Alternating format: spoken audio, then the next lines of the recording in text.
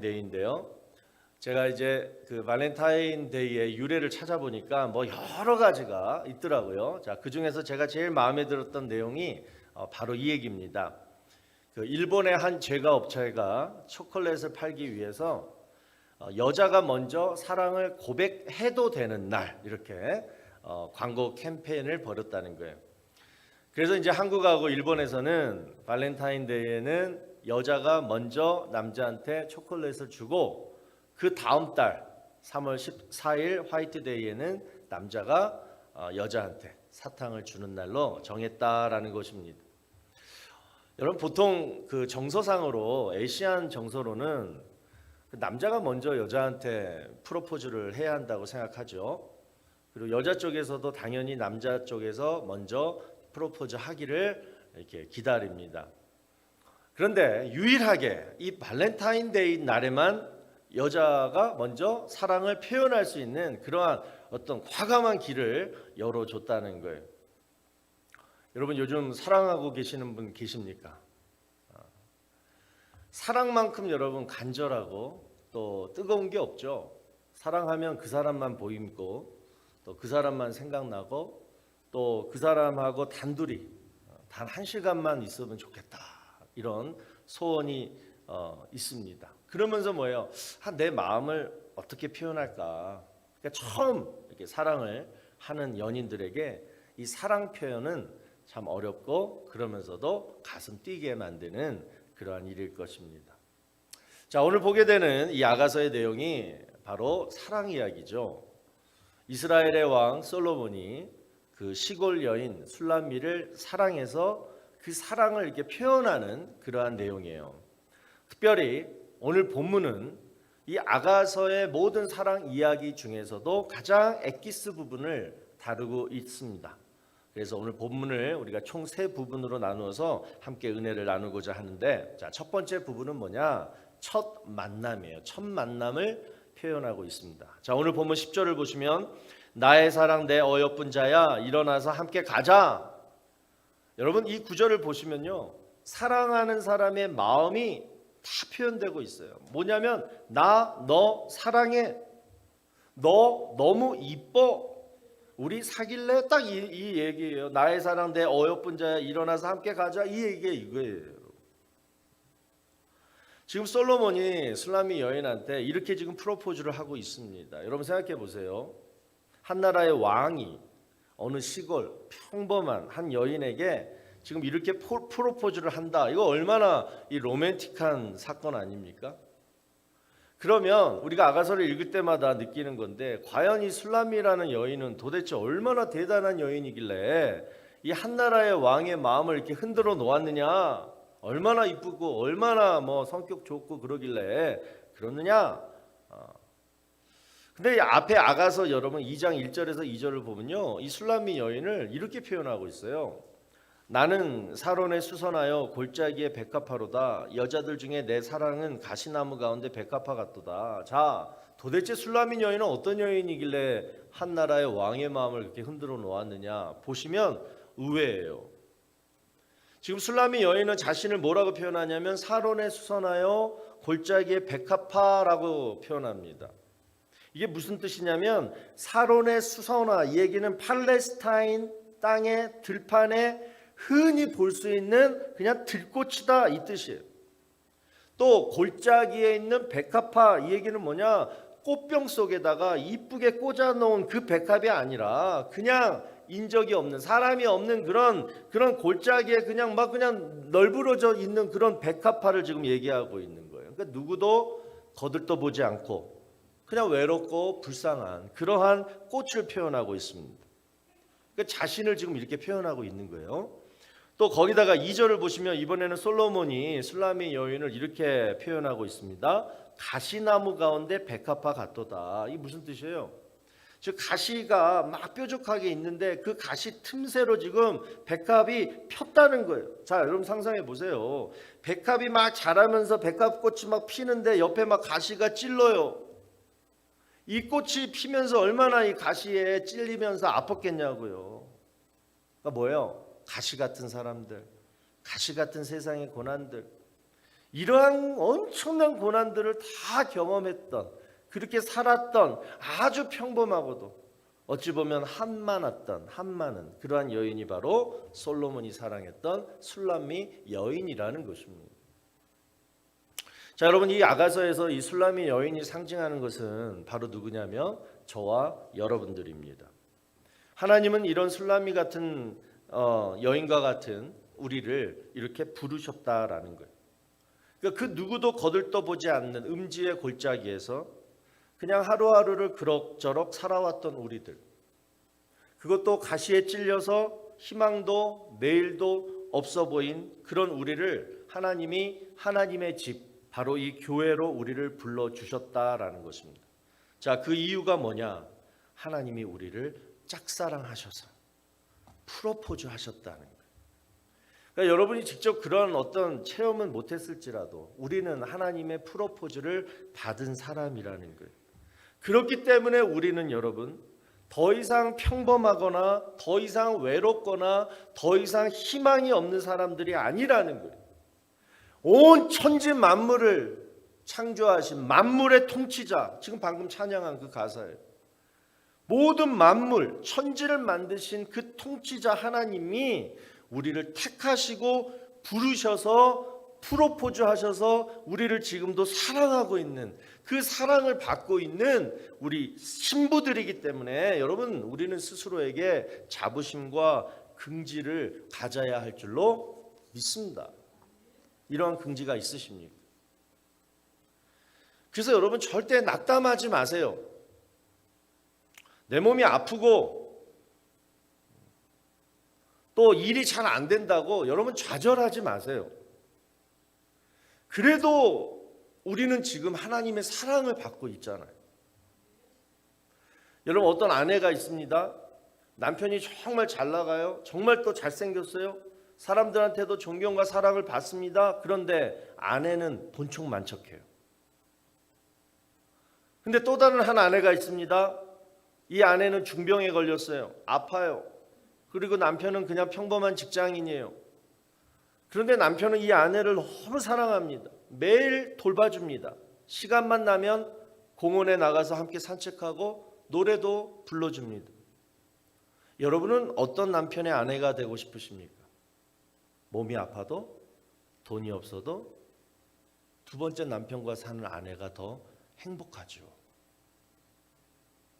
우리가 그렇다라는 거예요. 지금 우리 각자의 삶의 질과 형편은 다 다릅니다. 아무리 돈 많고 건강해도 반면에 누구 하나 나를 거들떠보지 않으면 그 삶이 어때요? 드라이하죠. 의미가 없어요. 또 반면에 사람들한테 막 사랑과 존경을 엄청 받아요. 그런데 나는 늘 몸이 아파요. 가난해요. 가정에 문제가 계속 일어나요. 그것도 힘든 삶이에요. 그러니까 이러한 삶의 질과 형편들이 다 달라요. 그런데 여러분, 다르더라도 우리 하나님을 믿는 사람들은 딱 공통적으로 한 가지 특권이 있습니다. 뭐냐? 그럼에도 불구하고 삶의 질과 형편이 다 다를지라도 그럼에도 불구하고 하나님이 나를 너무 사랑하고 계시다라는 거예요. 여러분, 이게 신앙의 가장 기초석이 돼야 됩니다. 그것도 무슨 사랑이에요? 짝사랑.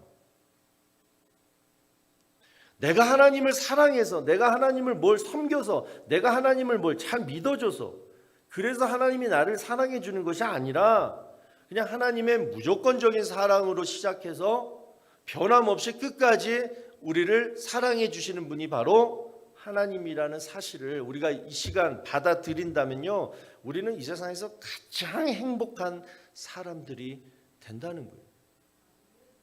삶에 문제가 있어도 괜찮아요. 나를 아껴주고 항상 지켜주시는 하나님 한 분이 내 옆에 딱 계시면 되는 거예요.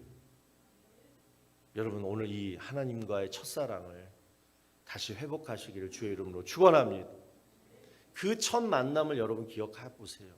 내가 하나님 어떻게 만났지? 내가 정말 강렬하게 이 하나님과의 사랑을 정말 늘 누리며 늘 막 예배당에서 찬양하고 말씀 듣고 막 기도했던 그 시절 떠올려 보세요. 그 첫사랑을 회복하는 거예요.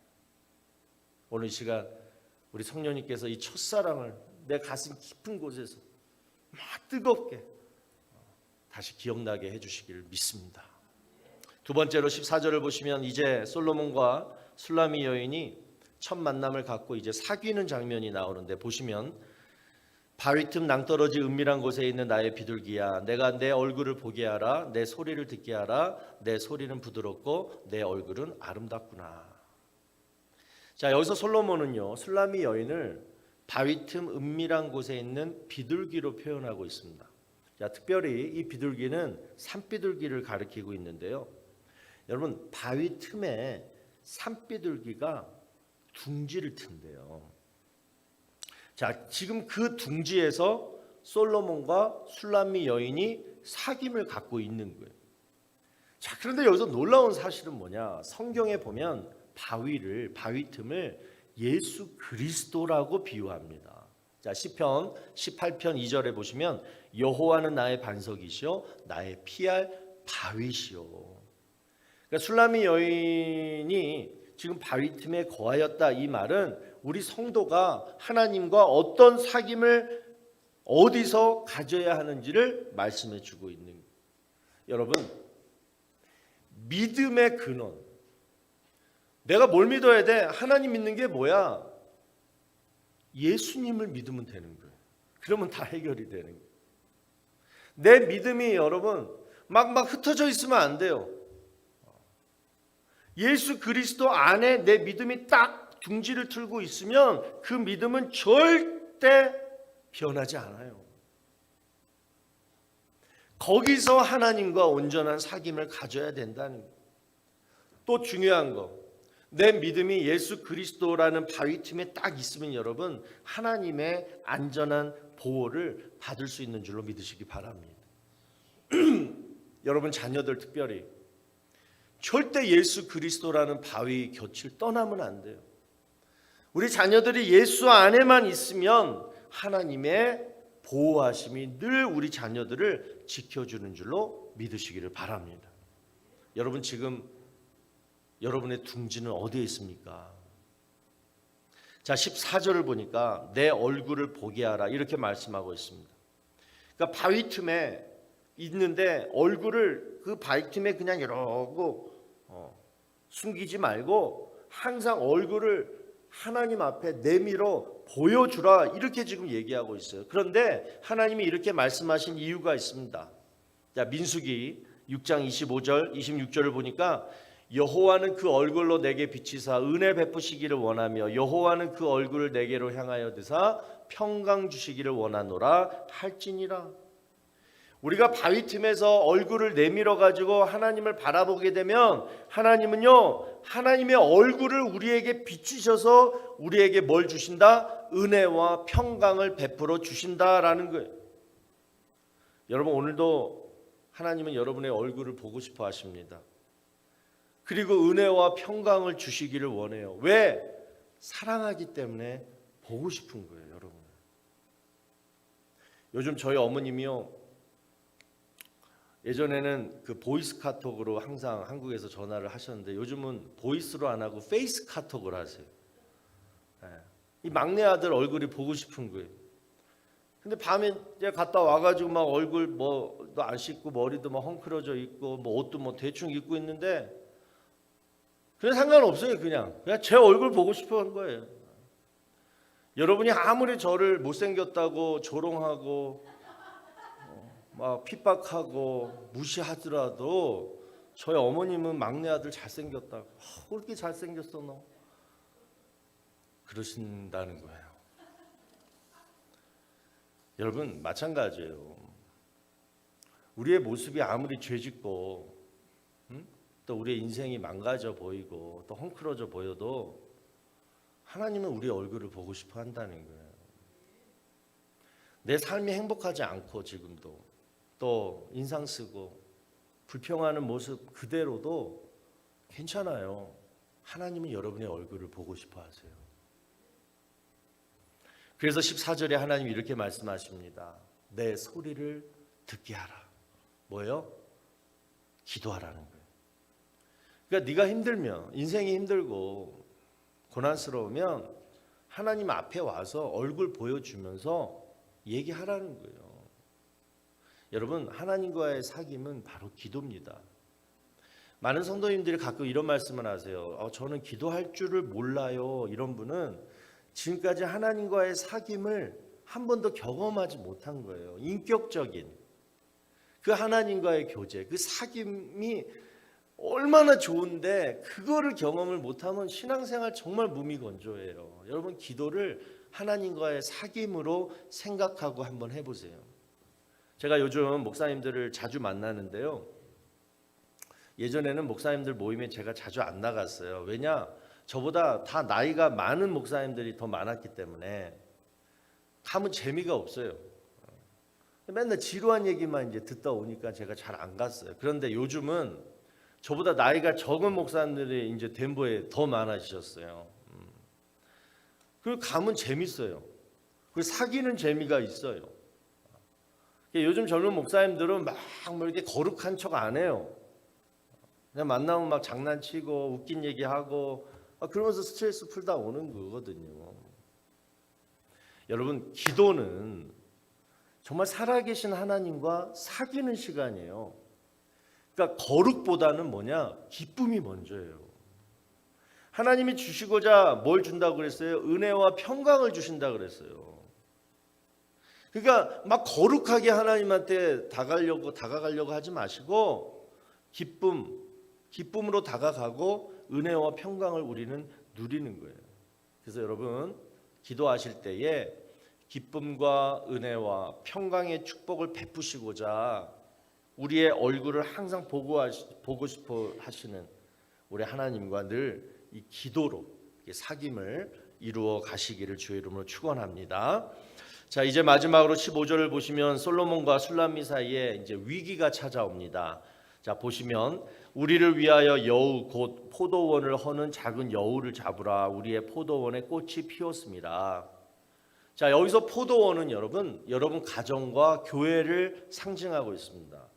그러니까 포도원에는 꽃이 펴야 돼요.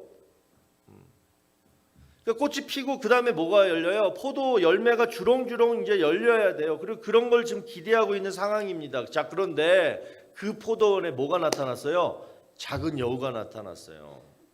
한 마리가 아니라 여러 마리들이에요, 지금. 자, 여기서 이 작은 여우들이 상징하는 것이 뭐냐면 바로 마귀죠, 마귀. 자, 마귀 이름의 뜻이 뭐냐면 참소자, 이간자. 그러니까 둘 사이를 이렇게 가르는 자라는 뜻이에요. 그러니까 마귀는 뭐예요? 하나님과 나와의 관계를 갈라요. 가정에서는 부부 사이를 갈라요. 교회에서는 성도와 성도 사이를 갈라요. 그것도 아주 작은 것을 가지고 교묘하게 가르는 것을 말해요. 그래서 작은 여우라고 지금 표현하고 있습니다. 그래서 여러분, 성경은요, 이 마귀의 존재를 꼭 인정해라. 그러면서 우리의 주의를 부탁하는데 에베소서 4장 27절에서 뭐라고 말씀하냐면 마귀에게 틈을 주지 말라. 자, 여기서 영어 성경을 보니까 틈이란 뭐냐? foothold, 발판이라는 뜻이라요. 그러니까 무슨 뜻이에요? 마귀가 활동할 발판을 내주지 말라, 이 뜻이에요. 찬스를 주지 말라는 거예요. 그러면 여기서 우리가 생각해 볼 것이 있어요. 그러면 그 여우 잘못이냐 아니면 틈을 내준 내 잘못이냐? 마귀 때문에 내가 무슨 일을 당했어요. 부부 사이의 관계가 안 좋아졌어요. 성도와 성도 사이에 지금 싸워요. 그러면 나를 지금 그렇게 했던 그 작은 여우가 문제냐 아니면 그 틈을 내준 내가 잘못이냐? 여러분 어떻게 생각하세요? 중요한 것은 뭐냐? 저와 여러분 모두가 다 이 마귀에게 쉽게 틈을 내줄 수 있는 아주 연약한 사람들이 바로 저와 여러분들이라는 거예요. 바로 그 연약한 부분이 어디냐? 각자의 마음이라는 거예요. 그래서 여러분, 우리의 마음은 참 가만히 묵상해 보니까 참 재밌더라고요. 여우랑 똑같아요, 우리 마음이. 그러니까 여우가 그래서 우리 마음속에 들어와서 막 활동하는 것 같아요. 그러니까 여우가 들어와서 내 마음이 여우 마음이 된 게 아니라 원래 내 마음이 여우랑 속성이 똑같다라는 거죠. 그래서 우리가 틈만 주면 여우는 그냥 우리 마음 들어와 가지고 막 뛰어다니는 거예요.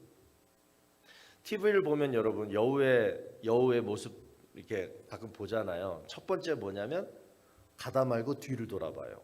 가끔 우리 콜로라도 들판에서도 여우 나타나잖아요. 막 가다가도 다 뒤를 돌아봐요. 무섭지 않아요? 그 눈빛이? 바로 우리가 마귀에게 틈을 내줄 때가 바로 언제냐면 뒤를 돌아볼 때라는 거예요.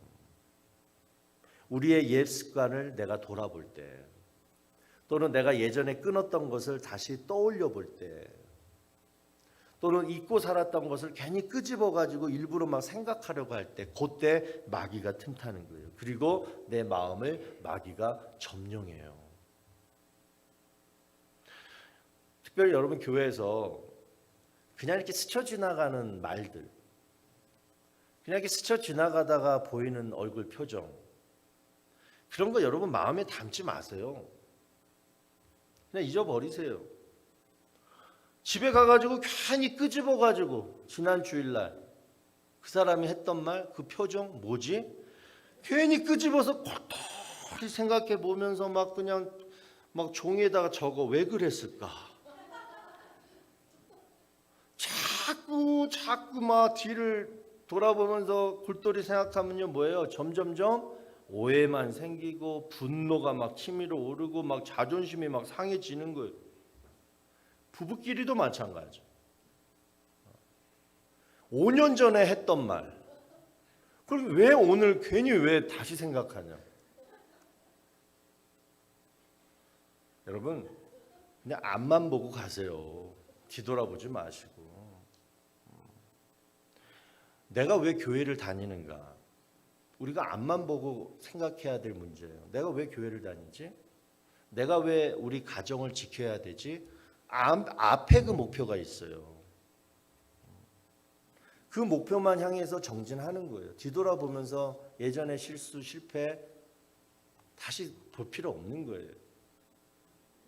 꼭 그렇게 하시기를 축원합니다.